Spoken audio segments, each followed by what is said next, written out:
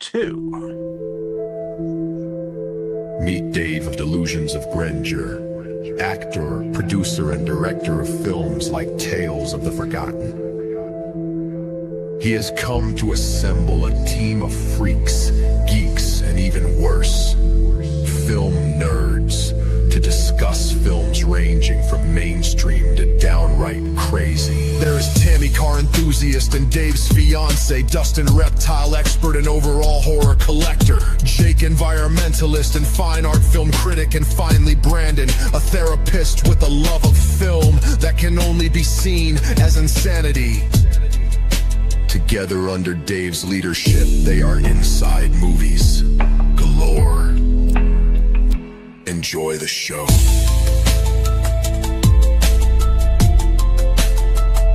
Enjoy the show.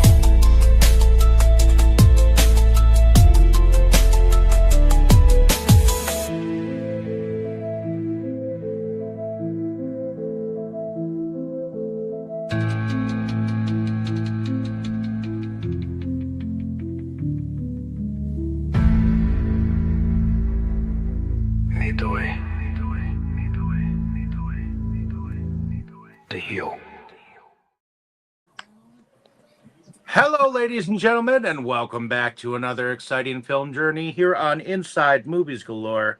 I am one of your hosts, but today we are continuing the birthday month of half of our crew here, and this time it is Jake who's in the hot seat, and I'm not just saying that. He definitely brought a movie to the table that sprays some screen time. So, why don't you tell us a little bit about the film you subjected us to this week? Okay. So we will be doing a film from 2015. It is a film by Denis Villeneuve, who, known for such films as Dune Parts 1 and 2 and Blade Runner 2049, Prisoners and whatnot. Actually, he did not direct the second one. Did not direct the second one. Correct. Are you sure about that? I'm pretty certain. Well, he's on here, Part 2. Oh. Yeah. And I think there's a third one coming up. There's a third one. Yeah. But at any rate, and he is working from a script by a fella that our Yellowstone fans should know, showrunner Taylor Sheridan. Kind of really made his major splash with a trio of loosely connected films called the American Frontier Trilogy. His directorial debut, if you don't count a horror film that he doesn't count, was the third film in the trilogy, Wind River. The second one, which got all the Oscar love, was Hell or High Water. And the first one was tonight's movie, which is called Sicario. And they're all excellent films. It's a hell of a trilogy. But anyway, IMDb describes it as an idealistic FBI agent is enlisted by a government task force to aid in the escalating war against drugs at the border area between the U.S. and Mexico. So we will start with you, Tammy. Is this your first time seeing this film, and what was your impression? Oh yeah, it was definitely my first time. Well, I definitely found it interesting, and it stayed pretty action packed, so you didn't get bored. It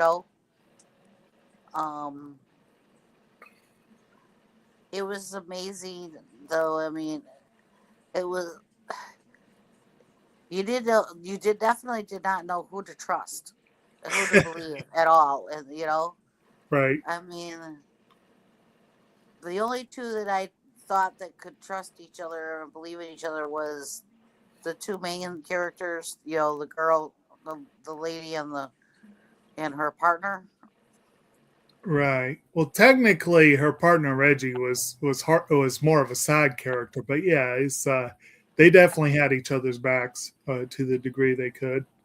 But they were the only ones that seemed like that could. Yeah. It's like everybody else, you kept getting misled. Okay, yeah, this person's going, no, they're not. That person's going, nope, no, they're not. Right. Definitely kept you guessing as to, you know, who, and then, it seemed like, as you got towards the end, there was like a whole underlining thing going on compared to what she thought was going on, you Mm-hmm. know? And this is definitely 3 years before Emily Blunt decided to reprise Mary Poppins in her role in Mary Poppins Returns. So we do have that. Yeah. But yeah, I thought it was pretty decent. Like I said, it wasn't boring, that's for sure. All righty. How about you, Dave? Is this your first time seeing this, and what were your thoughts? This is definitely my first time. The film was on my radar. So was the second one. Well, I did see them come to Walmart shelves, but they weren't exactly my first. They weren't exactly ones that I sought out. Maybe it's after the first one came out, then I wanted to see it, but never got a chance to pick it up. And then the first one fell into my lap and went into my collection, and I just kind of sat on it. And I never did pick up the second one, so I haven't seen that one. And I am into action films, so it's not that it's not in my genre of watching. I just didn't get around to seeing it, and it wasn't on the top of my list to see. But now that I have seen it, glad that I have, and it definitely does show a brutality to it. Especially in the very beginning when they show like dozens of bodies found in the walls. That's like something out of a horror movie, you know. Well, yeah. And technically, this is a horror movie in itself because it shows you the horrors of what you would call totalitarianism in war, especially in drug wars. It's a different side of the what's as a terrorists and whatnot. So it's not often we get to see the other side of things. Oftentimes they show detective stories where we just see the aftermath of some of these things, and they figure out, okay, this is what happened, where and why, like a Law and Order type of thing. But it was definitely interesting. I thought Benicio del Toro brought his A game. And Josh Brolin, well,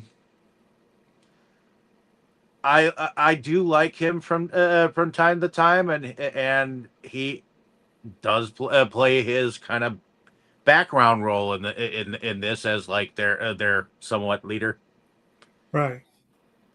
And I enjoyed it for what it is. I mean, it's like part okay, fighting fire with fire, and part like assassin type movie.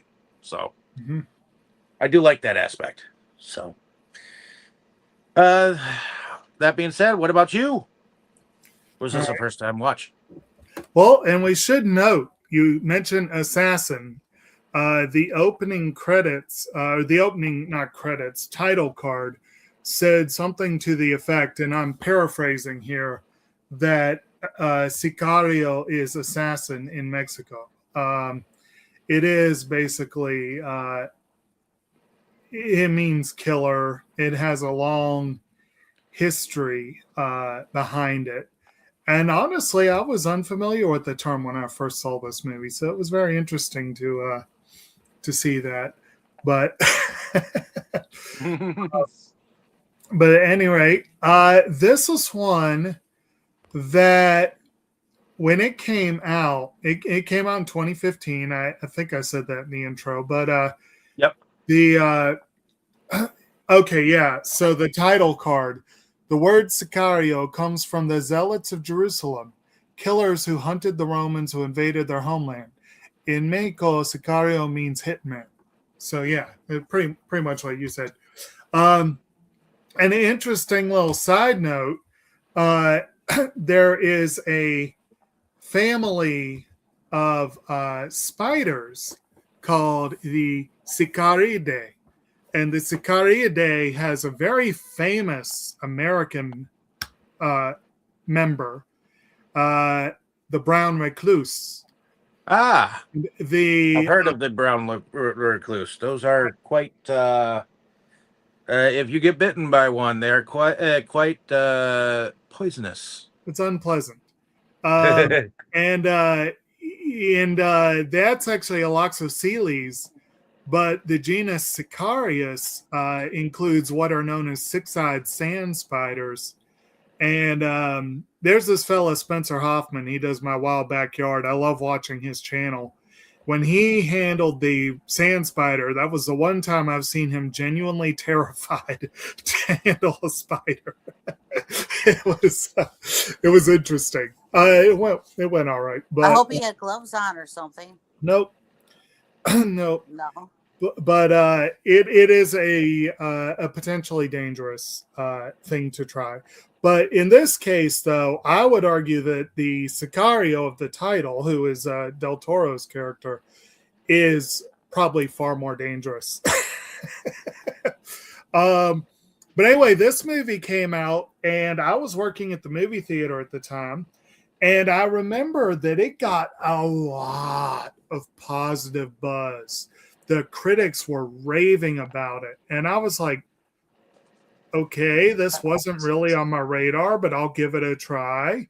And I admit that scene, Dave, you talked about right at the beginning, I had read that the movie was intense. I was sort of steeled for an intense movie, but then we saw the bodies in the walls, and I'm like, oh shit, is this the whole movie? Oh, when we saw the bodies in the walls, it was just like, oh my God. You know, the first they just show you 3, and then they give you the count later, and I'm like, what? Yeah. How could you live there in were that house? dozens of bodies there. Yeah. The movie was 42. The movie gets pretty intense. That was an accurate assessment that I read. The movie gets intense, but it was like, I wouldn't call this a full-on actioner. It's a weird hybrid. It's an action movie. It's a drug movie. It's a crime movie. It is a detective movie. It is a Western. It is a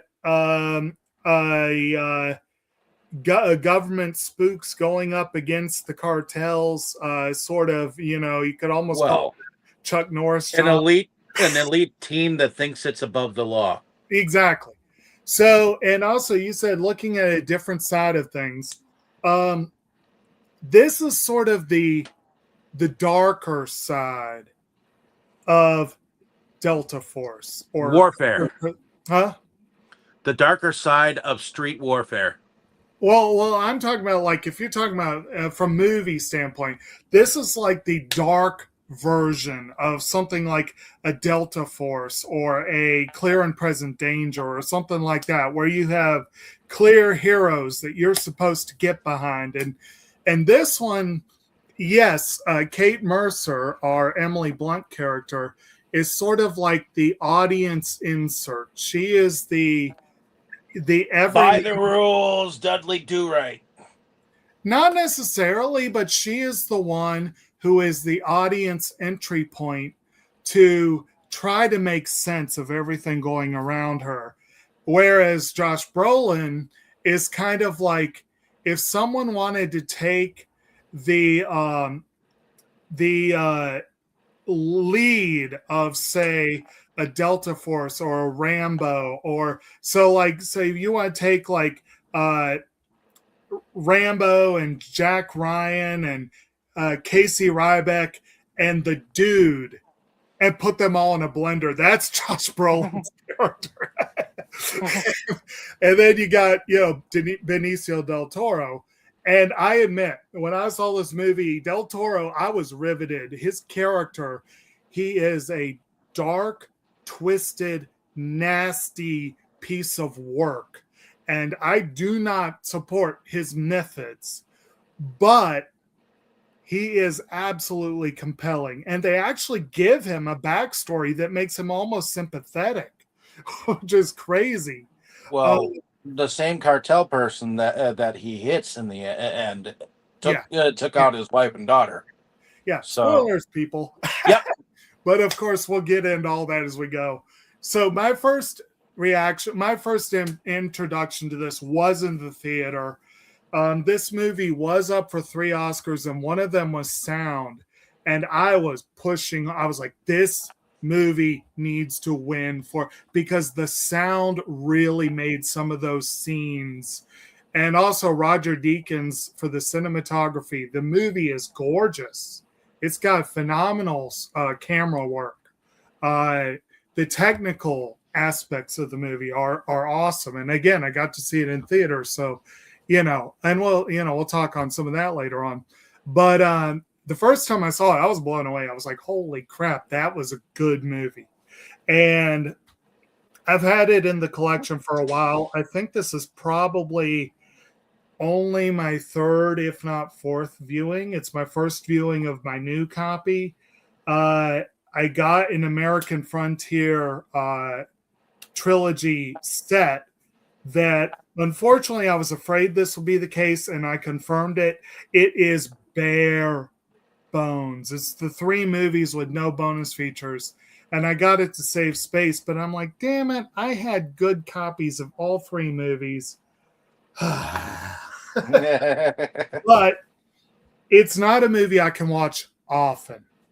But of the 3, I think it is the only one I've seen more than once. And like I said, I think this was the 3rd time. I would like to hit Hell or High Water and Wind River eventually. They're both excellent films. The Wind River hits almost as hard as this one does, just in different ways. Hell or High Water I thought was the weakest of the 3, but it's still a lot of fun, and it's really good and well made. And that one did have the dude playing a lawman in it. So yeah, my first impression was definitely very positive.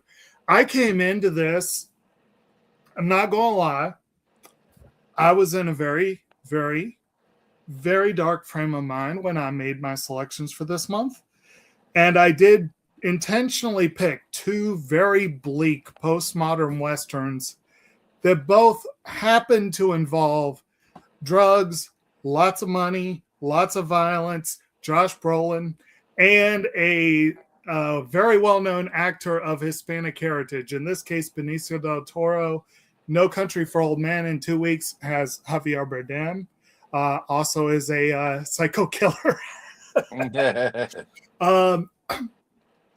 And I wondered what I would think about watching a movie that really gets into the dark underbelly of law enforcement when sometimes it goes off the books.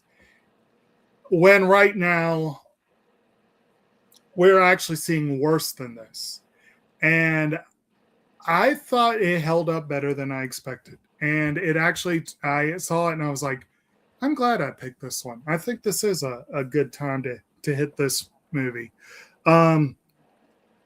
So yeah, So there we have it.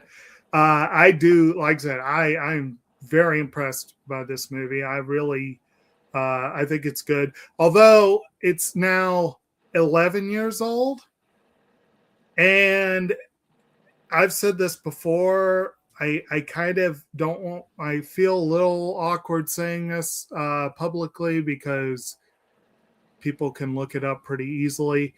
But there is a cast member that I share a birthday with that I'm exactly 1 year older. And every time I see them, I feel old. And going 10 years into the past just makes me feel. So as a birthday pick, it's kind of an odd choice for that. But anyway, it's a good one, and I had forgotten everyone that was in this. I remember Daniel Kaluuya, but I still kind of keep forgetting. But I had totally forgotten John Barenthal and Victor Garber. I mean, this movie does have a really impressive supporting cast, and it's kind of hilarious that the Punisher, John Barenthal, plays a role that, well, let's just say if he met Frank Castle, he would not be coming away from that. The beatdown he gets in this movie is nothing on what the Punisher would have done to him. Oh, you're talking about Ted? Yeah. So anyway, we've got. We'll launch into it. As we mentioned, unfortunately, Brandon's not able to make it tonight. Hopefully, he'll chime in at some point with some thoughts. Viewpoints. Hopefully. But at any rate, I know he has mixed feelings about this. He did pass along that Kim enjoyed it. So, like I said, hopefully they'll give us some thoughts. But that opening sequence that was already mentioned, we're introduced to Kate and Reggie, her partner. They are raiding a home near Phoenix, Arizona. And they think it's a hostage situation. They're FBI, they're feds. They're the typical domestic law enforcement, or federal law enforcement. And they think it's a hostage situation. They think they're going in to save hostages and find the house strangely empty. Kate finds herself, unfortunately, at the wrong end of a gun that gets used, and she reacts and kills the shooter, which kind of all from the very get-go, she is on the wrong footing here. She is not a violent person. She doesn't want to, exceed her what's the word I want to look for? Mandate, I guess you could say. She is by the book. I wouldn't go so far as to say Dudley Do Right. I think that's going a little far, but she actually believes in the law, and she believes that she is an agent of enforcing the law, basically. And like I said, she's sort of the audience insert character, give you someone decent to kind of pull for. And after that, someone else comes into the room. I think it's Reggie. You guys can correct me if I'm wrong. I think it's Reggie comes into the room and looks at the hole in the wall that the shotgun left, and then gets sort of like, and it turns out that there are bodies in the walls, a lot of bodies in various stages of decomposition. Makes you wonder how those people could live in that household, or how the feds didn't notice the smell right away. There must have been a lot of lime or something. I don't know how they couldn't notice the smell either. I mean, how do you hide the smell of that many bodies? Right. Like I said, I've heard lime is supposed to help. There might have been some other stuff too. Who knows? Maybe they had scented candles in all the rooms. I don't know. Well, from what I understand, even one body is very strong. Well, yeah. I mean, decay smells. Death does have a smell, and it is hard to ignore. And you have that much around you. Yeah. And like I said, once we see, there are pictures of there are scenes of Reggie puking. I think we see Kate puking there, and you're feeling it as the audience. You're like, yeah, I wouldn't want to be there either. And so they do manage to make that discovery, but also, unfortunately, some of the cops or feds, I think it was the actual cops working with them, were kind of screwing, well, not screwing around, but poking around, and they accidentally set off a trap that was a rigged explosive device. So a few of the officers end up getting killed. Kate gets a nasty gash on her head. A few people get injured, but I think it was 3 officers who get killed. So then we see a scene of some suits and assorted individuals talking in a conference room. We see Kate and Reggie outside, kind of like like they're waiting to be called into the principal's office, sort of thing. And their boss, Dave Jennings, who's played by Victor Garber, is talking to a group of, they look like just faceless government types. But then you also have the sandals wearing guy, Matt Graver, who's played by Josh Brolin, who seems a little odd, a little out of place there. He's just kind of following along. He seems to be following along, but he also seems like this guy, something's weird about this guy. Well, yeah, they're wearing socks and those sandals, really? Right. So, like I said, there's a little bit of dude to this guy. Like, he's not that laid back, but he's definitely a little, not a stuffed shirt. Let's put it that way. So they end up discussing, like, they're talking about Kate, like her background, her, and I think Dave speaks up for Reggie, and they said something about his background, and then Matt speaks up, and yeah, we don't need a lawyer.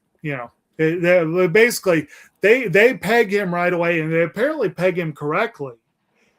He is a little more by the book even than Kate is. Like, when she tells him the little bits that she knows, he is quick to say, look, you probably need to pull back and not deal with these folks, But basically, she gets called in, and they tell her, look, we're getting some folks together, and we'd like you to be part of the team. We're doing a little interagency cooperation here. And she, she's got her head on straight, and she asks, certain question. One thing she's like, and so where are we going? Where's this operation? And Matt speaks up like, El Paso-ish. Because that's not at all shady there. If I remember my geography correctly, and you guys can, I don't know if y'all know the area, I'm almost certain that El Paso is directly across the border from Juarez. They're pretty close, but I'm almost sure El Paso is like directly across the border. So he says El Paso-ish, or thereabouts, something like that. Which is kind of a way to say that it's a way to say we're going to Juarez without saying we're going to Juarez. And, because I think he could tell that if she knew they were going into Mexico, she would have walked then and there. And because she's FBI, FBI is not supposed to operate outside of U.S. borders. And that was just like CIA is not supposed to operate within U.S. borders. And there used to be a pretty clear demarcation there, and Kate is aware of this, and but they immediately do peg Matt as possible CIA. They're not really sure. He calls him, what is it? What did he call himself? It was a government advisor, I think, was like I believe, yeah, that's exactly. Like DOD advisor, I think was what it was. So basically, he's claiming to work in conjunction with the Department of Defense. That's essentially how that came out. But she gets tapped for this team. They tell her, they're like, what you're doing now, you're making these busts, but are you really making a difference? And she's like, and they're like, would you like to go after the people responsible for today? And she's like, yeah, I want to go after these people. So they take her on. She is picked up in a private jet by Matt, and first glimpse we get of Alejandro, Benicio del Toro's character. She's boarding the plane and she sees him off to the side, and it's just a glimpse. And I thought that was an interesting way that they introduced him, just like little trick, like you're not even sure he's there. But then on the plane, they introduce him, although it's not really much of an introduction. I don't think he gives her his name. He is a man of few words. And, of course, Matt goes straight to sleep. Yep. Leaves Kate and Alejandro to talk or not to talk. As they said in Best of Show, we could talk or not talk for hours. We always have new things to not talk about. But you basically, and one thing I understand about this, Taylor Sheridan has definitely gotten a pretty well-deserved reputation as a writer at this by now. Supposedly, his original script had Alejandro saying a lot more. Apparently, he himself explained his origin to Kate. That does not happen in the movie. I think he says a couple things to her that help shade in the outline that the others give her. She gets most of his background from Matt. And that's much later. Later. Alejandro, basically Benicio del Toro apparently looked at this and made the very unusual for an actor request that he have fewer lines. Apparently he looked at it and said, I don't think this fits the character that well. And apparently Villeneuve agreed with him. And so they reworked the character to be more you might say, the strong silent type. He's more mysterious. And actually, I did not see the original script, so but I would say it's, from what I've seen here, I'd say they made the right call. I don't know if y'all would agree or disagree with that, but I feel like the way I almost feel like Benicio del Toro would have walked in, seen the script, and be like, okay, you guys don't have me until I say less. Yeah. Because I think he would. I think he's become that good of an actor where he can actually get into the roles and see them for what they are. Right. Because I do think that he's a good actor. He's a solid actor. He is. But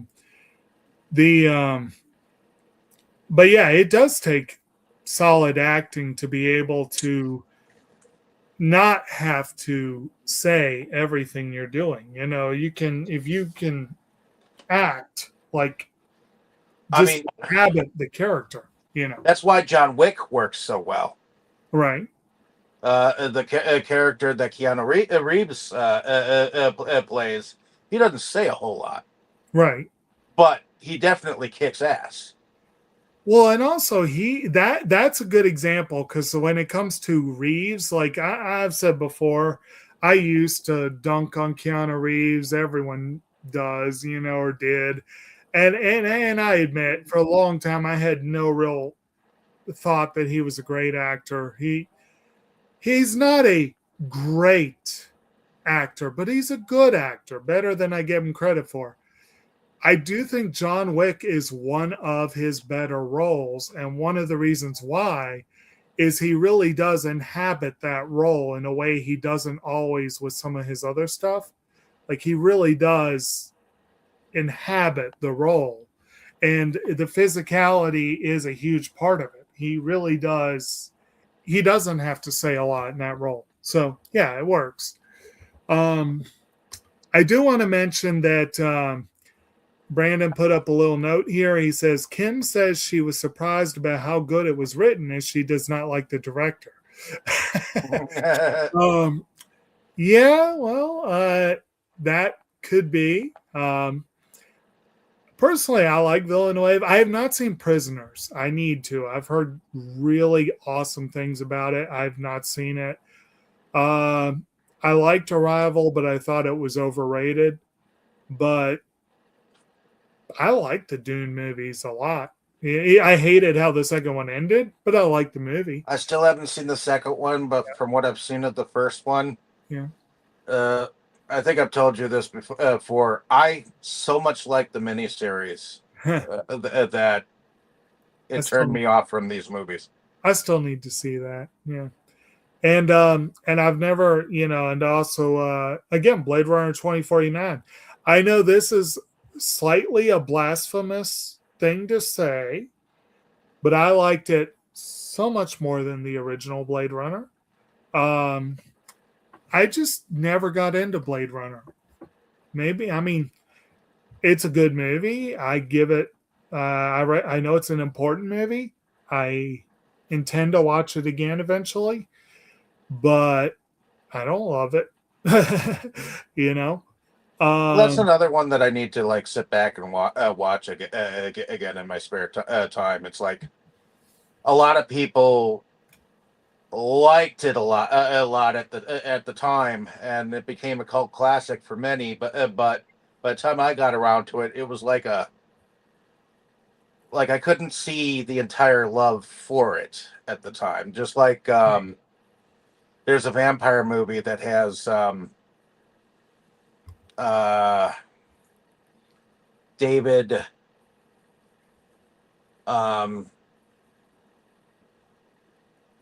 not David Bowie in it. Mm-hmm. That I know a lot of people think well of it, and it's not exactly my cup of tea. But yeah, I feel like I put that one. The Hunger. Mm-hmm. The Hunger I put in the same level of Blade Runner because they're both dark and bleak, and Mm-hmm. it's like from a different era, you know. And I feel like I didn't catch entirely what was going on in either, you know. Mm-hmm. I don't know, No. but a lot of people love those. So Right. All right. So we'll get back to the plot here. Yep. Before we get into the run into Mexico, before we do that, did anyone have any initial thoughts on those first few scenes or the introductions of the characters? Well, Yeah. again, I mean, you got Cable of all people coming in here and messing things up again. Right. And I remember he was in the not so well loved Gangster Squad. sometime I think before this. Yeah, I think that was a little bit before this. I kind of like that movie actually.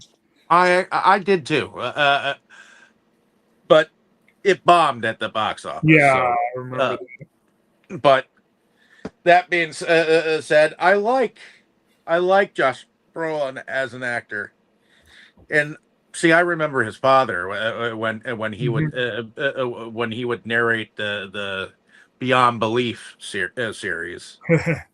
And you can't forget his role in Amityville Horror, but Josh Brolin has definitely grown into his own. I think he even did okay as Tommy Lee Jones' younger self. So, Oh right, um, and what was it? Men in Black 3, I believe it Yeah, was. yeah. I'm trying to remember if I saw the third one. Maybe, but yeah, it's kind of funny because he will star with Jones in No Country for Old Men, and they are definitely not family there. Nope. But they do kind of favor each other in some ways. Um, so yeah, so basically they arrive in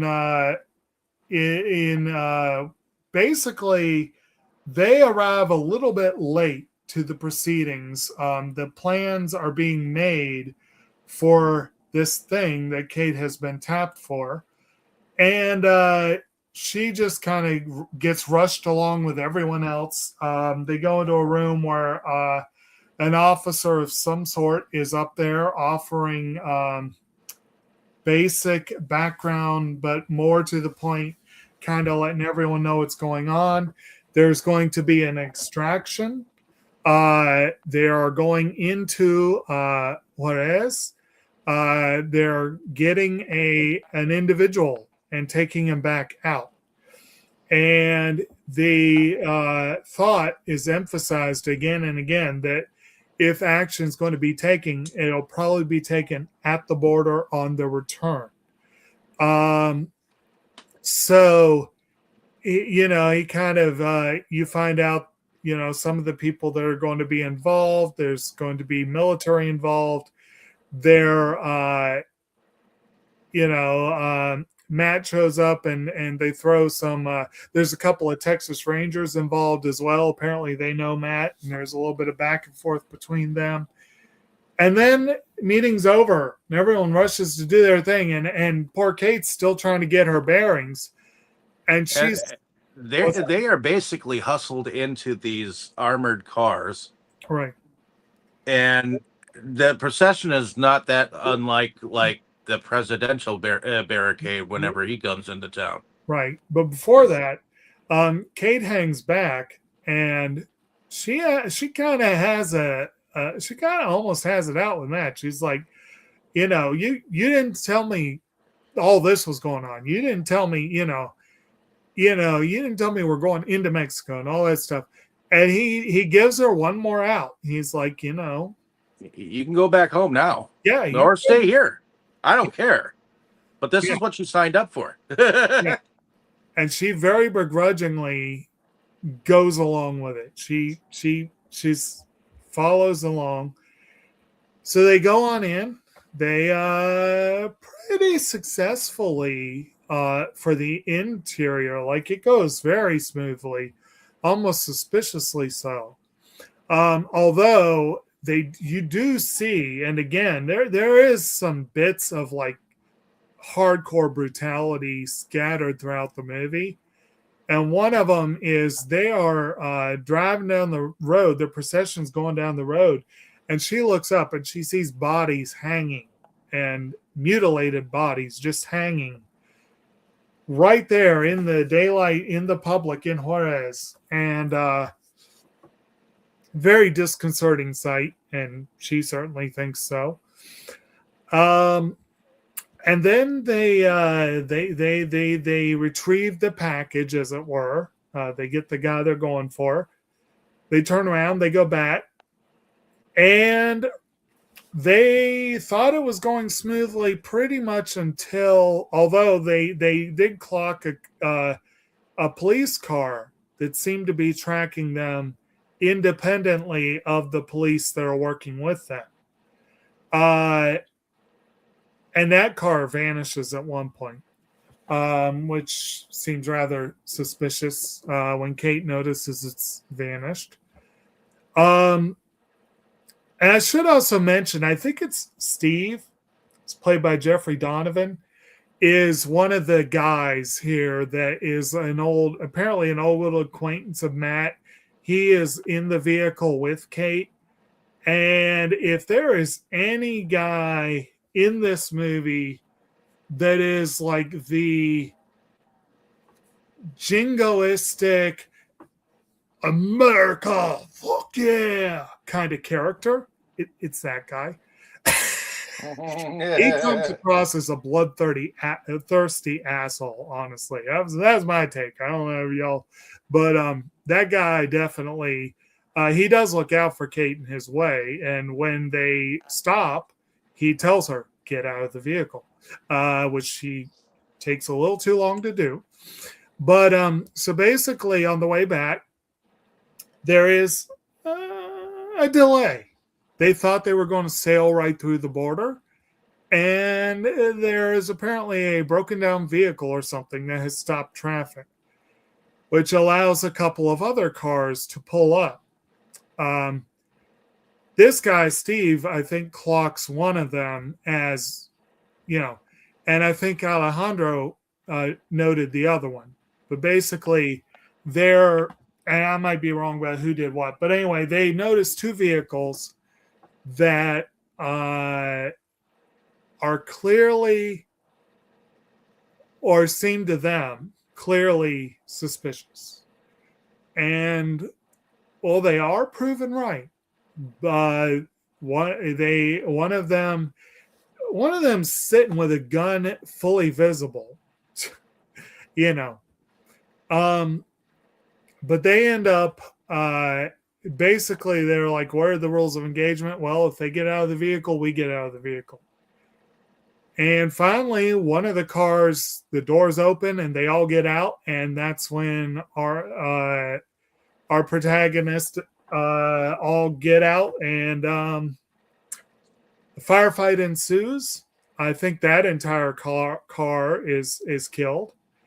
Then they approach the other vehicle, and it looks at first like they might be able to take them into custody, but then they decide to get a little ornery, and if I recall correctly, they all get killed too.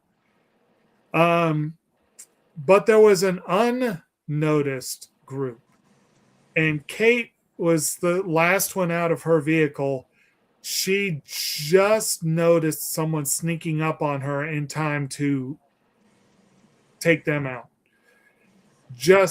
Or at least to kind of engage, and someone else, I think, came and helped out. And then you see some other people kind of hunkering down. Like, I think the vehicle that guy got out of, they ended up kind of, I guess, withdrawing. They do get across the border after that. I don't get how they didn't kill anybody else, or it didn't look like they killed anybody else except for who they were going after. It's like these guns are spraying everywhere. Yeah. And I think Kate said something about that, if I'm remembering correctly, about them engaging all these people in like, yeah. But you're right. There are a lot of people there and a lot of cars. Surprisingly little to no panic from the other passengers. You would have thought there'd be at least a couple of people who either were panicking and being stupid or trying to be heroes. But right, you would think that but they act like this is the guest that they seek all the time. What's that? Yeah, maybe they do see a lot. That could be the anyway. Sorry, I just got momentarily distracted. So they get back across, and the guy that they've gone after, it turns out, is this guy, Guillermo Diaz. well, I think his name was Diaz. It's Guillermo. His brother is Manuel Diaz, and Manuel Diaz is the guy who owned the property where they found all the bodies. He's apparently this um, real estate developer or some such thing. Has like he is as they say on The Simpsons, he is a legitimate businessman, Yes. but he is also clearly involved with the cartels. And his brother Guillermo Well, was this taken. guy, What's the up? one they got is supposed to be a brother to who they want, Yeah. and the other guy is supposed to be a cousin. Oh, okay. So Guillermo's. I thought he was Manuel's brother. Maybe he's Fausto's brother. Well, he's someone's brother. But you're right. They're all yeah. But anyway, they get him. They bring him back, and this is the scene that I remember that is a good example of less is more. It was also a good example of why I thought the sound was so important in this movie. So they've got him in the interrogation room. Matt comes in and Steve's already there, filling Guillermo up on water. Apparently, that was part of their plan there. He and he makes a crack about it. They're like, you're trying to make sure he's pretty full or something like that, right? I'm totally misquoting that, but anyway. And then we see Alejandro pick up a water cooler refill and go into the room himself. And when he gets really up close and personal with Guillermo, and Guillermo looks at him and says, Medellin. You know, this is something a couple of people say when they see Alejandro. And eventually Kate catches that and she immediately has an idea what it means. But basically, they can tell already who Alejandro's actual employers are. And I don't know if Guillermo knew Alejandro's backstory. He probably at least had an idea. I think this guy apparently is pretty well known in their circles. But he sees him and he kind of goes pale and he you know, and Steve says, you know, I'm gonna go on out. I'm gonna leave the room for a while. And when he does, he flips off the camera that they've been using to record the interrogation.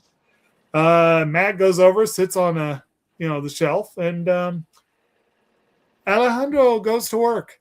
And you don't see much of what he does, but you do hear a little bit of it, and it's like, it really leaves it You to your don't want to be the victim in the room with Alejandro. Yeah. They leave it a little bit open ended what happens, but what is basically goes 0 dark 30 on his butt. Right. But what is very clear is that Guillermo gave them what they wanted. He basically lets them know the routes that they need to look for that the drugs are coming into the country. And so they plan another operation. And they go to first they go to a detainment center where they ask around and find out, you know, the places. They basically find out the places that the coyotes avoid. They want to find out the places that on the border that are no-go zones, because that's probably where the criminal activity, the real criminal activity is happening. And once they get that information, they basically tell Kate, and Reggie's with them at this point. They're like, okay, well, we're going to they say let's back up here a bit. Reggie gets called in. Basically, he's offering a ride, pretty much. Like he wasn't allowed on the base before, but he's like, oh, I'm allowed on the base when I gotta give your ass a ride, like talking to Matt. But he is really put out with how in the dark he is. And Kate's like, I'm sorry, I can't really tell you much either. But apparently she is taken up smoking again, which apparently she wasn't doing for a while. She's clearly stressed. He's got his partner's back. And at one point, he tells Matt, he's like, we're not doing another damn thing until you tell us both what's going on. Mm-hmm. And so they basically they get the skinny, but the skinny version, like obviously not the not all everything, but like the basic plan. And he's like, he tells Kate, are you in or out? And I can't remember if it was she said this or if Reggie said this, but basically said, it's both of us or neither of us, So they both get involved in this operation where they're looking for tunnels along the border. Again, the no-go zones where the drugs are coming in. They're looking for tunnels and they go in. And incidentally, along we've been overlooking a relatively minor subplot. A lot of times when you get movies like this that have a lot of moving parts, you'll have characters that show up from time to time and don't really seem to fit into the narrative fully until they do, And some authors do this a lot. Stephen King does this a lot. John Grisham does this a lot. They'll have brief chapters where you meet characters. You're like, okay, when's this character going to make, And they did this with a Mexican cop named Silvio. He's played by Maximiliano Hernandez.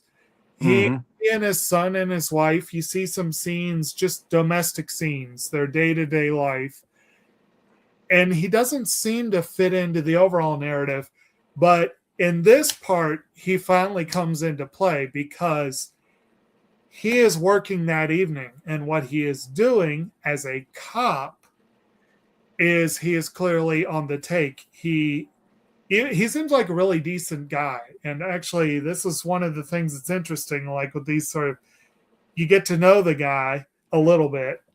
He seems like a good guy, but he's obviously taking money to keep his family afloat. And he plays soccer with his kid. Exactly. And I know his kid notices his gun or whatnot, but he tells him, don't ever touch that. Yeah. That was one scene that was very interesting. It's like, first of all, I don't know why he had his gun just sitting out like that, but he was very forceful. He's like, it's clear he doesn't want this life for his kid. So, But he loads his car up with drugs and goes to the tunnels. As the American team is coming down to the tunnel, into the tunnel on the other end. And here was an interesting thing where they played around with the cameras because they had people wearing night vision and they also had people wearing thermal goggles. And instead of changing it in post, they actually filmed scenes either via night vision or thermal cameras. So there's some interesting little camera work going on there. And it goes back to regular camera when they enter the tunnel. And there apparently was a scene like as Kate's going into the tunnel, she accidentally hits her helmet on the top of the tunnel. That apparently was an accident. Emily Blunt goofed, and the director liked it so much he kept it in. He's like, this perfectly fits the character. But it was so they go in. She and Reggie get a little bit separated from the rest of them. The main group goes first and kind of clears the tunnel, you might say. but they miss some, and she ends up getting shot in a very, it was like winged basically.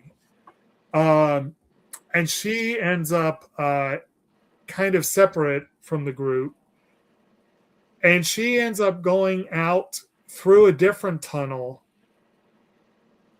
I don't know. Did she spot Alejandro and follow him, or did she just end up going the same way? I can't remember. I think she spotted Alejandro and I started think following she him. did. Yeah, I think she did too.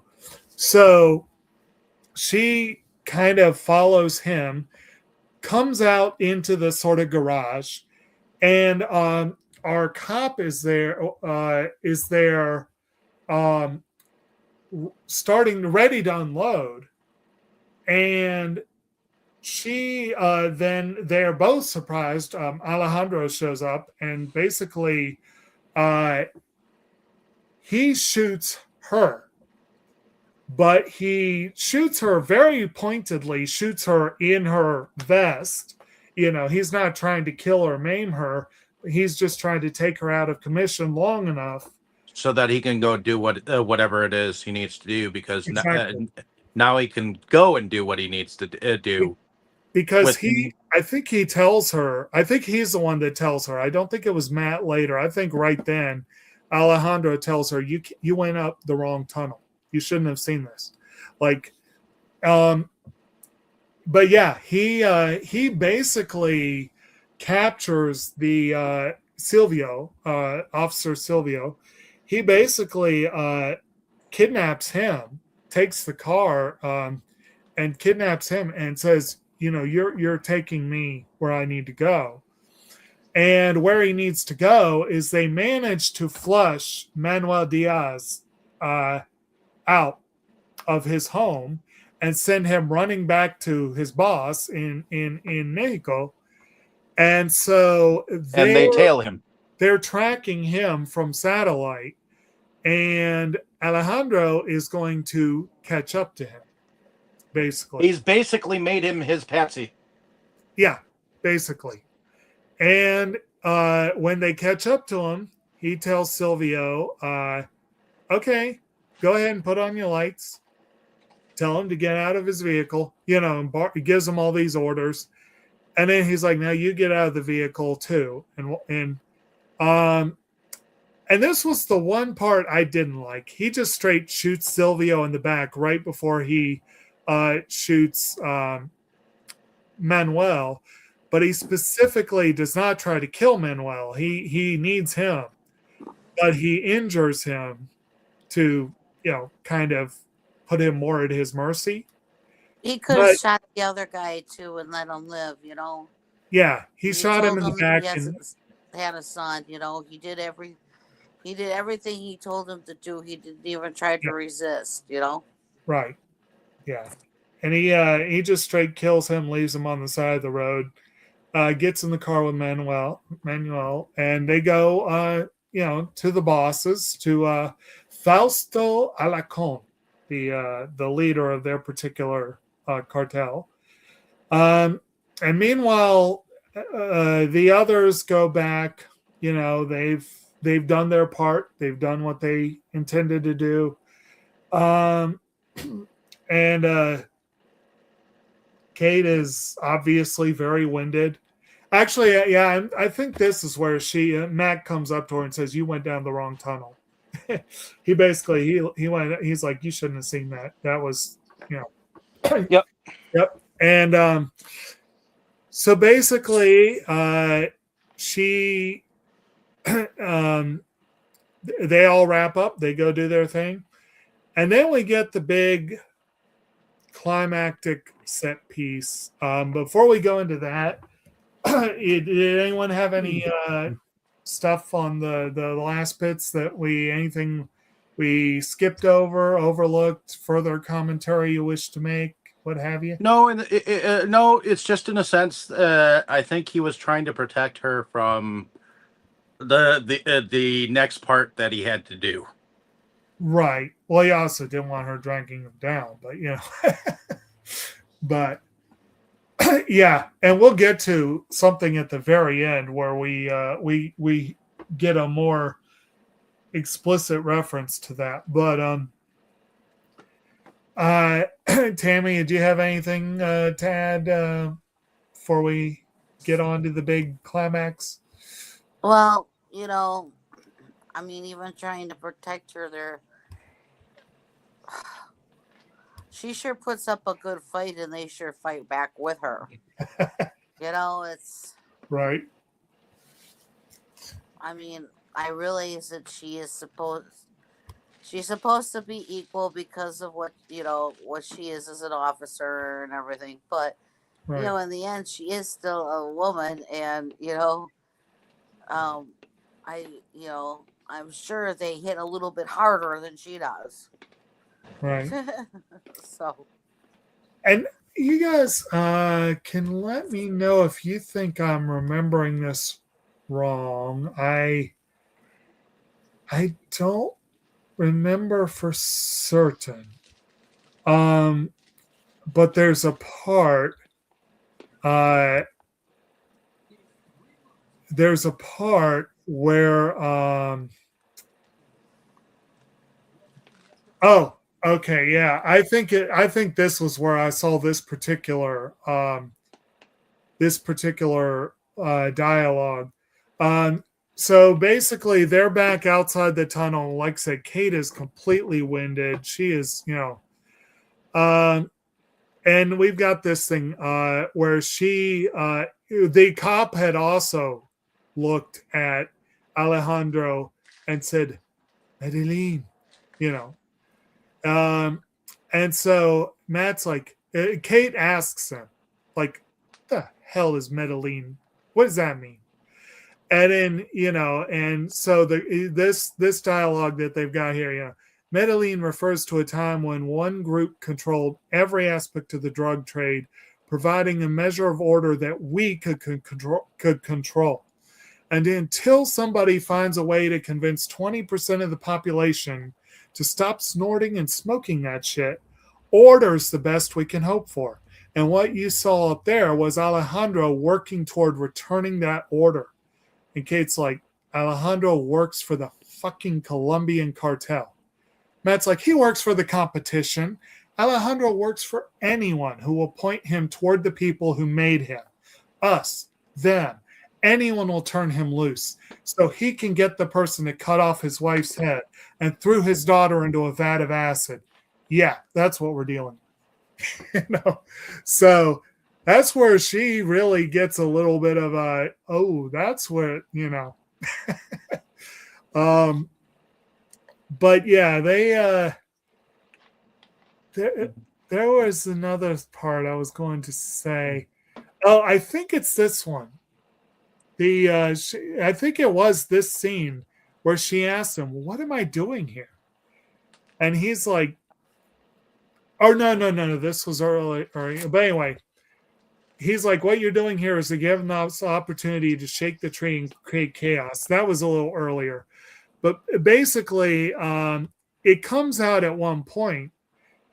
She straight says it, I think, and Matt confirms that. Yeah, here we go. Yeah, he straight confirmed it, that CIA can't operate within U.S. borders without a domestic agency attached. I told you you'd be useful. So basically, the whole reason that she is even there is to give Matt and his people impunity to operate on both sides of the border. That's basically it.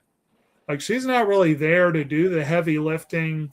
She's not really there to be point person or for her expertise. She's there because she works for the FBI. That's it. So that's an interesting little bit of loophole there that they're exploiting to the hilt. Mm-hmm. But at any rate, so once they successfully get Alejandro on his way, he gets up. He basically lets Manuel live long enough to get him into the compound, and that's about it. Yep. And then he takes out all the guards outside. Yep. and he's told 6 remain. So he goes in, he sees a guard, he guns him down. He sees a woman who's fixing dinner, and he momentarily looks like he might do something, and then he just kind of nods and goes on. And you see her kind of like deer in headlights. I think she's kind of like, but then he sees, like when he sees her, he also sees the family. He sees Fausto Alarcon, who's played by Julio Cesar Cedillo, sitting with his wife and 2 sons. And he does the quick math in his head, and he's like, okay, 6 remain. I took out the guard. Okay, I'm good. And he basically just strolls across to the family. And I got to admit, for a guy who, I mean, this guy must be a smug, self-important sumbitch to let someone basically sneak right up on them when he's not even sneaking. But basically, Alejandro just walks right up, and he basically pulls up a chair, sits down, and he starts. I think the first thing he says is, "Do they speak any English?" And like looks at the kids, and the father says no, and so he switches to English, and he talks to Alarcon in English. As the conversation goes on, it gets more and more Spanish, and eventually they're not even trying to hide where the conversation is. The wife seems to understand from the beginning. I'm not sure if she spoke English or not. I think that's left a little vague, but she definitely I seems actually think when he asked if the children spoke English, he included the woman. he did, but she definitely seems to know what's up almost from the get-go. Like, you know what I mean? Like, I'm sure she had an inkling of what was going on. yeah. She I would, might have you know, she I might would have think- recognized him. That's the thing. She I don't might think have it takes a recognized.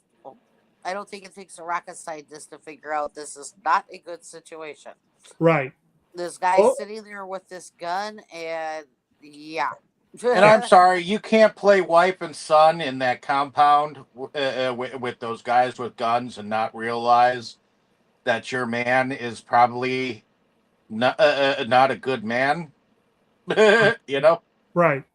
on the outset, you can't go into that kind of marriage and think that we can play husband and wife forever. Right. I mean, she's got to have heard things and seen things, you know. And like I said, she may actually recognize Alejandro. I don't know. It's left a little unclear about exactly how well known he was and how well known what happened to him was. But given the reaction that people have when they see him, I feel like he's well known. And he did say that he used to be an attorney. And my guess is that he was a very public figure, that they killed his family to silence him. And that she probably knows exactly who he is. She probably knows that, no good will come of this. So, yeah, you're right. She might not know English, but she definitely knew what the conversation was.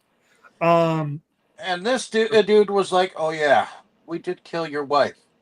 Yeah. And he's like, "Oh, don't forget, you killed my daughter." Right. And Alarcon is very smug at first, but he does realize pretty quickly this guy means business. And not only is he in danger, but his family's in danger. And you get the impression that actually does bother him. He really does seem to care about his family.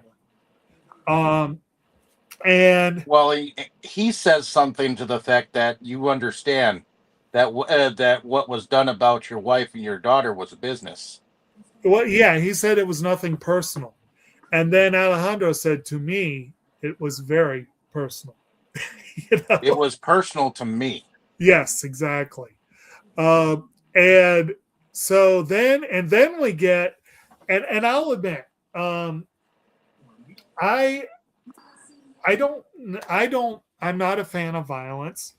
I am not a fan of gratuitous violence. I am not a fan of and we've had the discussion many times about things like gore and whatever. This movie does have imagery that I found difficult to see. Luckily, it doesn't dwell on most of it, and most of it is like in pictures or at a distance, or Um, but when violence is well timed and well used and incredibly shocking, that can be a really, really, really memorable moment. And for me, one of the most memorable moments in this whole film is where Alarcon realizes he is not leaving that table alive. He knows he is a dead man. He knows it. And he says, please, not in front of the kids. And without a word, or not in front of them, he kind of gestures at his family. And without a word, Alejandro takes out his gun and fires 3 times. And everyone is gone except for Alarcon. And he is sitting there and He's stunned. He is shocked. He is shocked. He is like, what the? He did not expect that. No. And neither did I the first time. I didn't expect that either. To me, I didn't think he was going to say like stoop that low. Right. I didn't think he was going to go as low as dude did and take out the children and the wife. Well, considering what was done to his family, it's not totally unexpected, but it was still unexpected. Eye for an eye. Yeah, exactly. I know, I understand that, but yeah. because of what was done to his family, right. I didn't think he was going to mess with the children and the wife. And also because Alejandro, he is a really crazy study of a character. He is calculating and ruthless and cunning and just plain evil. But he also does seem to actually care about other people. Like he clearly, again, what happened to his family is what made him, as to quote another sociopath, all it takes is one bad day. That was the Joker's whole thing, was it takes one bad day. And he had one bad day. This guy did. But he's very protective of Kate. He takes her under his wing. And again, when he shoots her, he shoots to incapacitate, not to maim, injure, or kill. Stun her. Exactly. He stuns her rather than actually hurt her. And even when he's afterwards. Well, we'll get to that. Yeah. But so Alarcon is sitting there absolutely stunned. Like he doesn't even have the nerve to say, "You motherfucker." No, he is shocked. And then Alejandro's just like, "Go ahead, eat your dinner." And he just sits there stunned. And finally, after a minute, Alejandro's just like, "Okay. Well, fuck it." Yeah, and he just offs him as well. He did give him a chance. Well, he took his balls away, so. Yeah, exactly. And then we go to Kate at her hotel room or wherever she is, and you hear movement behind her, and Alejandro's like, "You should probably avoid balconies for a while, Kate." And she comes kind of slouching into the room. She's still hurt, Well, she's scared of him, and she is scared of him. But he's just very calmly sitting there. He does have his gun out with the silencer on. And he takes out a piece of paper and he tells her, "I need you to sign this, to sign off on what we did." And she's like, "I'm not signing that." and he puts the gun to her, puts the gun to her head and says, "You're signing this paper." And she finally does. And then before he leaves, he says something very interesting to her. And he says, "This is a land of wolves, Kate, and you are not a wolf." you know. And then he just leaves. And Well, he also tells her she reminds him of a child. well, she reminds him of his daughter. Yeah. And actually, she had said, someone else had said earlier that he reminded, I think Matt had told her that she reminded him of someone important to him. But yeah, he straight up says, "You're like a child. You're scared like a child. You remind me of my daughter." And that was where he did. I think he did say a little bit more about what happened, but not a lot. Like he never really said a lot to her because he didn't really have to. But he does. And IMDb makes an interesting connection that I don't know if this was an intentional callback. It didn't really need to be, but if it is, it's kind of amusing that both Emily Blunt and Benicio del Toro were in The Wolfman. And I think Del Toro played the Wolfman, if I'm remembering correctly. So it is kind of funny as well that he straight up tells her in so many words, "I am a wolf and you're not." But I did like that line. This is the land of wolves, Kate, and you're not a wolf. And then he leaves, and she goes straight to the balcony, and she pulls a gun on him, and he just kind of looks at her and kind of shrugs, like, "Do what you will." And of course, she drops the gun and he walks away. And then the last scene, we see Silvio's kid playing soccer in Juarez. The mother watching. We hear gunfire in the distance. The kids pause their game to listen, and then they go back to playing. And it's like life goes on, with all and things are still not really any better than they were. Roll credits. Mm-hmm. Very dark ending. Love it. So anyway, that is basically the plot. Any elements of the plot that y'all want to make sure we hit before we go into production? I thought that when he took her on top of the building and said, "Do you like fireworks?" Oh yeah, there was that. That was kind of interesting, and he's like, "Okay," and he's pointing the different things out, and he, Yeah. I was just like, "Oh." When they got back from grabbing Guillermo, one of the other officers took her. Yeah, he showed her. He's like, "We've stirred the pot," something like that, and you saw the tracers of the gunfire. You saw the cop cars going by. Yeah, fireworks. Well, every time you take a leader from one of these things, yeah, the city reacts. Yeah. Well, there's a power vacuum, basically. Mm-hmm. And actually, I'm going to go ahead. I of course I got the quote wrong, but this was the line that Alejandro had. "You should move to a small town where the rule of law still exists. You will not survive here. You are not a wolf, and this is the land of wolves now." Yeah, that was the. See, they said it better than I did, but Mm-hmm. but yeah, and he's not entirely wrong.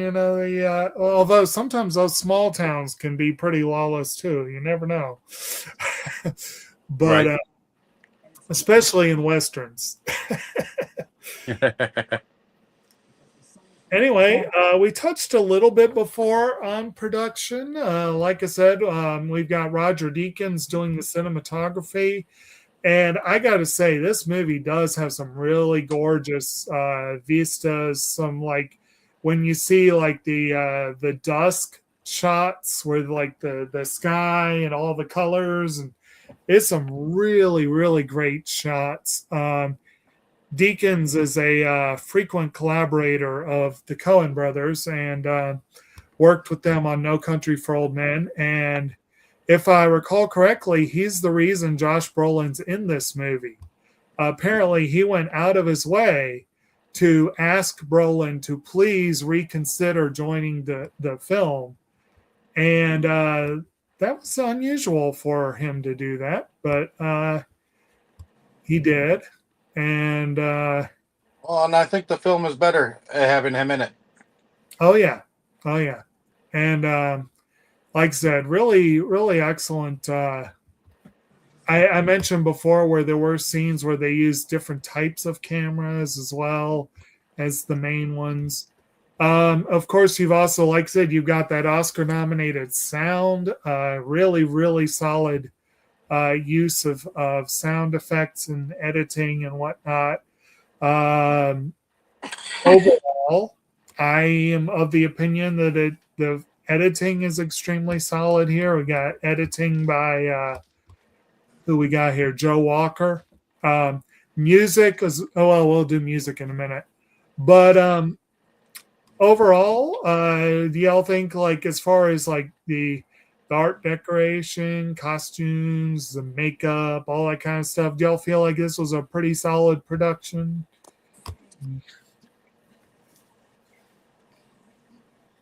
What about you, Tammy? Yeah, I definitely feel that it was pretty solid. It's, between the scenery, the situations. Mm-hmm. I mean, yeah, it definitely it's believable and everything. Mm-hmm. The situations are believable too. Yeah. So. Yeah. And I think that the production overall is pretty intense. I mean, yeah. Again, you said the cinematography was by who again? Roger Deakins. Roger Deakins. Well, he was pretty good. I think the camera angles were definitely intense, and gave an intensity to the brutality moments as well. So, oh yeah. Yeah. And one thing that I know as far as set design, they said on IMDb that apparently they did a lot of location shooting, but they could not do the scenes at the border on location. Obviously, stopping traffic on such a busy crossing probably would not have gone over well. So they basically had to build that as a set. So that was a pretty big undertaking that has apparently, I think, looked pretty legit. I haven't been to that border crossing, but what I've seen of similar structures, it looked pretty legit. Other than that, we've talked a little bit about the acting. I do want to note, because I think this would go under production. Apparently, Emily Blunt was very ill for much of the shoot. Apparently, she had food poisoning in Mexico, and she definitely soldiered through pretty well, I think. But I think there are scenes where she seems like she's barely holding it together. It works for the movie, but I think some of that might have been the food sickness. So, okay. Yeah, but I think that's a pretty solid commitment to be able to do that, even under those circumstances, I think. Yeah. But otherwise, the music is by Johan Johansson. He's done a whole bunch of stuff over the years and gotten a lot of praise for it. and believe they I believe that was one of the Oscar nods too. I double check on that. So, how But many Oscar nods did they get? 3. Okay. Yeah, it should have had more, but it did get those 3. But yeah, Johan Johansson got the nod for the score, and apparently Villeneuve told him he wanted it to sound like a threat, and he specifically used Jaws as sort of a touchstone. Um, and I can kind of hear that. The movie, it doesn't sound like a John Williams score, not by any stretch of the imagination, but the idea of Jaws is the sound of a threat, and so is this one. I could see that. Yeah, I could definitely see that too. Yeah. But what do y'all think of the music overall? Do you think it did? I'm sorry if I wasn't paying attention to the music. I was paying attention to the movie, Yeah. but from what I gathered of it, I mean, it went with it, so it serviced it. Yeah. I have to agree. Yeah. I think it definitely went with the movie really well. And it's one of those things where it's like, would I buy this score to listen on its own? Probably not. It's good. But it's not something I would just necessarily be wanting to sit and chill to. Mhm. But I think it works perfectly in the context of the film, I think. But and I think there were a couple of background songs, but nothing really. It was mostly it was just the music, the score. So did anyone have any last comments before we get into favorites? I was gonna say, I knew something was up before it happened when she even before she noticed that guy's keys on the table. I saw The that guy's keys on the table and I saw that band. Oh, yeah, we Right. totally skipped that whole scene. Okay, yeah. So we mentioned Ted. We mentioned the John Bernthal character, and we somehow skipped right over him. Yeah, So there's the guy who plays Ted. You said that he plays the Punisher, he correct? does. He plays the Punisher Okay, in well, the he was also on The Walking Dead for the first couple of seasons, and right. I believe he also played the brother in The Accountant 1 and 2 Yes. with Ben Affleck. Which is kind of funny that the Daredevil and the Punisher work together in that movie. It's like, well, I haven't seen The Accountant, so I'm guessing, but I I know still that have to see the Punisher series, so it's pretty good from what I've seen. two I'm still seasons were of it, right? 2 seasons, and the character did show up in certain other series. He apparently is in, and he will be in the new Spider-Man movie. They're apparently finally going to have Spider-Man and Punisher together on screen, so that'll be cool. He also had the role of Griff in Baby Driver, which we covered that a couple years back. Oh, and he's in Wind River, so he shows up in a couple of the movies in this group. So yeah, he's got some good roles. He was in Mhm. Wolf of Wall Street, Date Night, Mhm. really different movie there. See, I'm one of those that I know. Sometimes I catch things really easily, or Yeah, are sometimes a little bit more observant than people would like me to be at times. right. But Yeah, yeah, I saw those keys sitting there, and it showed that band, and I'm like, yeah.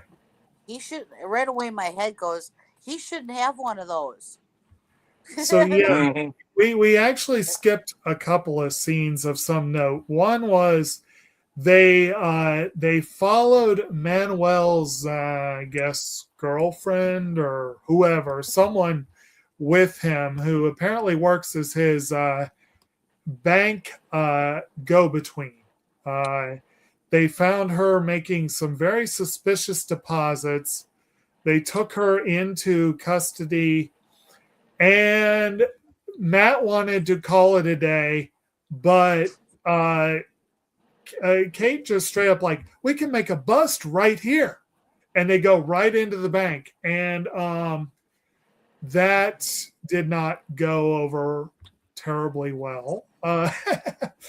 But Nope. She even tried to go above pay grade and go to the people that like kind of got her in with Matt and everything thing, and they were like, "Our hands are tied.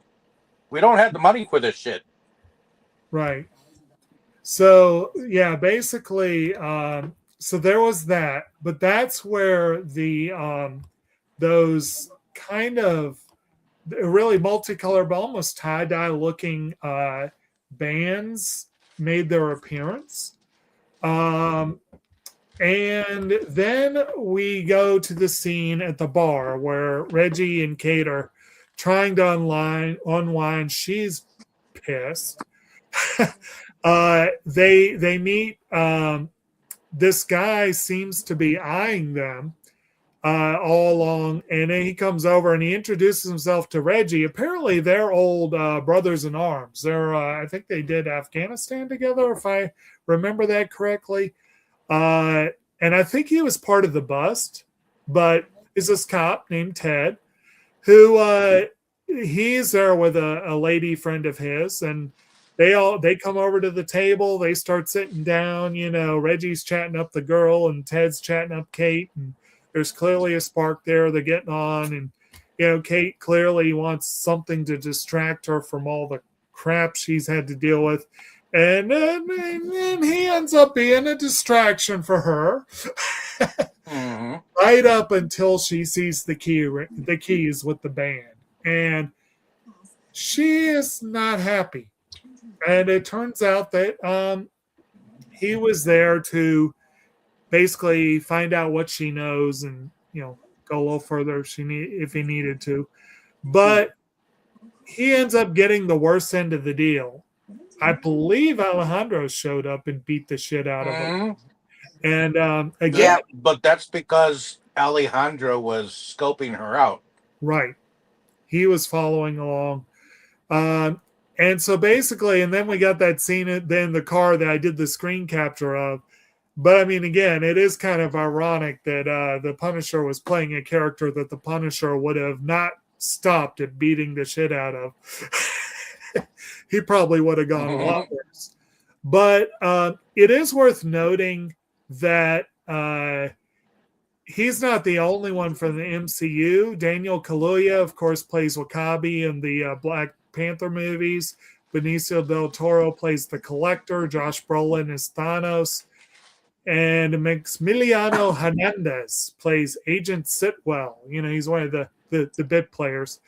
And Emily Blunt was cast as Black Widow, but had to pull out. So that would have been a somewhat different movie, I think. But at any rate, so that is very interesting. A lot of Marvel connections there. But yeah, that was a couple scenes I meant to hit that do factor into the overall narrative. They just, for one, you see that some of the American side is on the take from the cartels. That's basically the role that Ted plays, I suppose. And it gives Reggie a chance to go, oh man, I thought I knew that guy, you know, and get very upset about that. But anyway, any other comments or going into favorites? No, not at this moment. Okay.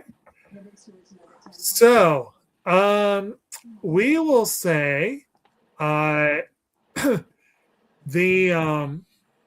usual. We'll do favorite character, favorite line and or scene, and we'll go ahead and say, what would you say? Because Alejandro has such a memorable final line, what would you say would be one of your favorite or one of the most memorable final character lines in a movie? We'll do that. We'll start with you, Dave. Um, favorite character, favorite scene, and favorite character line Favorite final line for a character. in any movie, or Yeah, just or this yeah, movie. in any movie. Okay. Favorite character in here would probably be Benicio del Toro. Okay. Um, favorite scene. Oh God. In this one, I would have to say the final climactic moment because I did not expect that. Okay. Um, that was pretty darn uh, to me when revenge is a dish best served cold, and I Yeah. think that would actually be one of my favorite final lines. I've heard that before in well, it may not be a final line, but revenge is often a dish best served cold. That is a good line, yes. It's a good line. I like that line. So I'm going to go with that one. Well, I mean, do you know a specific time when that was a final line? Uh I suppose I could look it up to see if anything takes hold. Ah, yeah. So nothing leaps to mind. It's just something I've heard. I just can't say from where. Okay. Well, while you're pondering, I guess we'll go ahead and give Tammy the floor. Tammy, your favorite character, favorite moment or scene in the movie, and do you have a final character line that always sticks in your mind? Um, favorite character, I guess, would be Kate. Oh, You know, Star Trek True: and The Wrath of Khan. Okay. That's when Khan said, "Revenge is a dish." It's an ancient Klingon proverb, of course. Uh huh. That he says, "Revenge is a dish best served cold." And that was Khan's final line. No, that was one of his lines.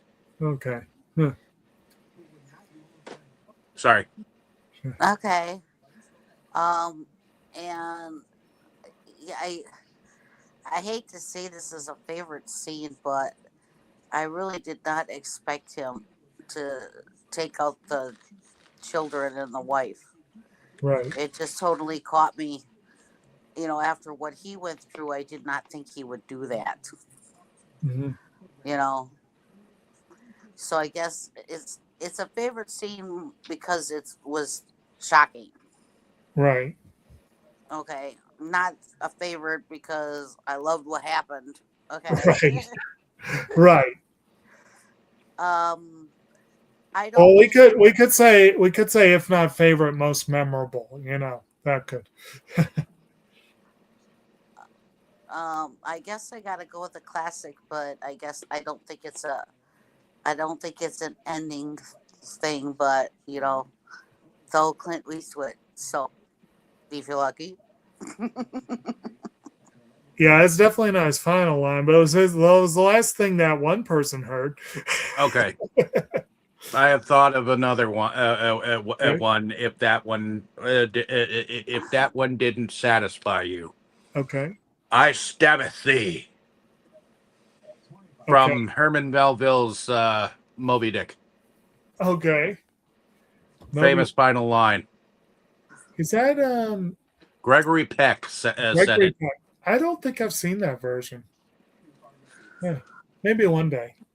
Well, Is I he got it up. is I he got is another he one. Ahab? Yep, he is Ahab. Okay, cool. I got another one, and it was a Okay. famous line a lot of times. Yeah. What's up, Doc? Hey.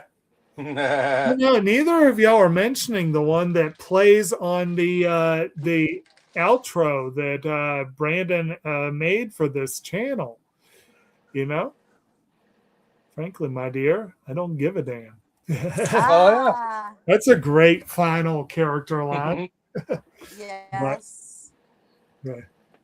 anyway, But Bugs Bunny does say "What's up?" he does. So "What's up?" That a few times at the very end. He Yeah, I does. have no doubt.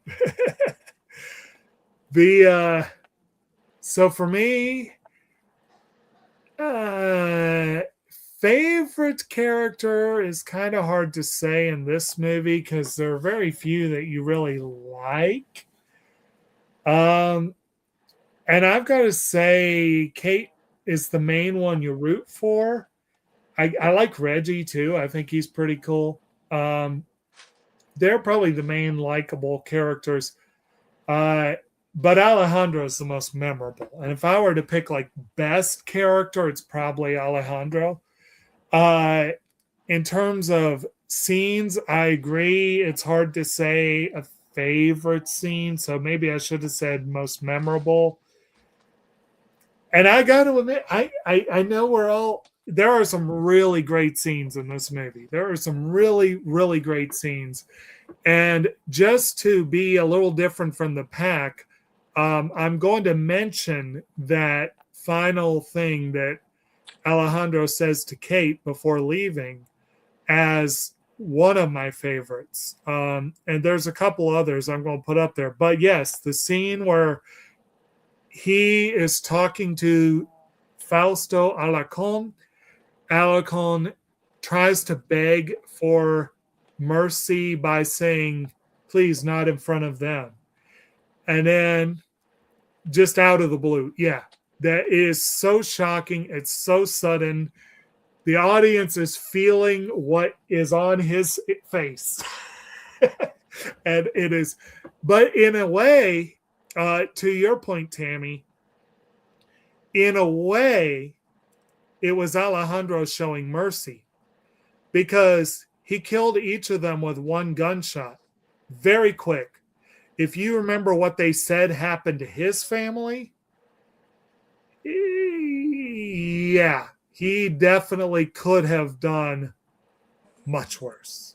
Oh yeah. I mean, from what they said happened to his family, he did not torture him or prolong it. And he also did it so quickly, none of them really had a chance to be anything more than momentarily shocked. It was the drug lord, Alarcon, that he let linger on it for a couple of minutes. And so that was so the way he set it up was beautiful. And I don't mean that in a beautiful like it's a good thing, but like cinematically it was beautifully done. And it was a great moment, a very memorable moment. Now, as far as final lines, I did have two that immediately came to mind, and another one I thought of. And one of them was, frankly, my dear, I don't give a damn. I don't love Gone with the Wind. There are many, many, many, many, many reasons why it's a problematic movie that did not age well, not the least of which the fact that Scarlett O'Hara is one of the most hateful bitches in all of cinema. I despise the woman. And so when Rhett Butler says, I don't give a damn, he was echoing my thoughts. So I love that final line. But there are two others I'll mention. One, talking about movies that maybe didn't age as well as they should have, not because of the film itself, but because both the director and star became very problematic, particularly the star. I'm talking, of course, of Bryan Singer's The Usual Suspects, which starred Kevin Spacey. But Spacey does get one of the best final lines. Verbal Kint said something that is echoed at the end of the film. He technically said it halfway through, but it's echoed at the end of the film and becomes his character's final line, which is the greatest trick the devil ever pulled is convincing the world he did not exist. And just like that, it's gone. You know, I love that. Great final line. But the one that immediately came to mind that I'm going to mention is Anthony Hopkins, Sir Anthony Hopkins, Hannibal Lecter. I do wish we could chat longer, but I'm having an old friend for dinner. I do like that Oh, one. yes. I Relatively remember yes. that. I definitely remember that. Yes. So you did get some great final lines from characters. I'm sure there's some others if I thought about it, but anyway. So that I guess is Sicario. Anyone have any final thoughts, or are we ready to wrap it on up? I think I'm ready to wrap it on up. I mean, Okay.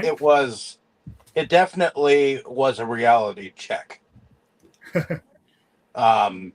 Per se. I mean, it showed a bit of violence, or a little bit of the ultra violence, as a Clockwork Orange would have said. A little of the old ultraviolence, exactly.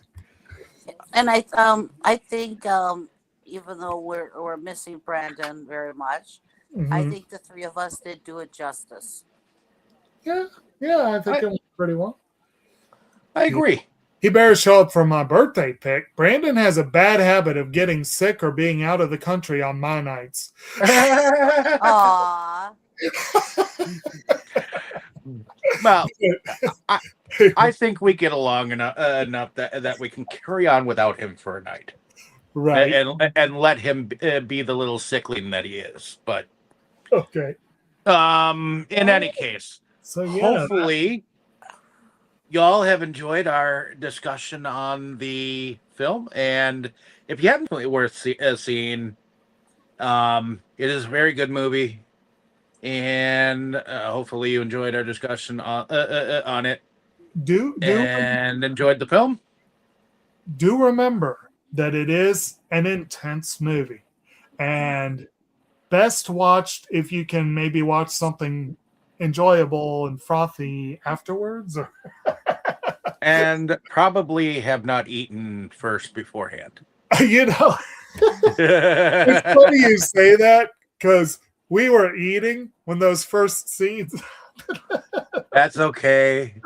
Right after we would have dinner, we would watch an episode of Hannibal. So that is just as strange.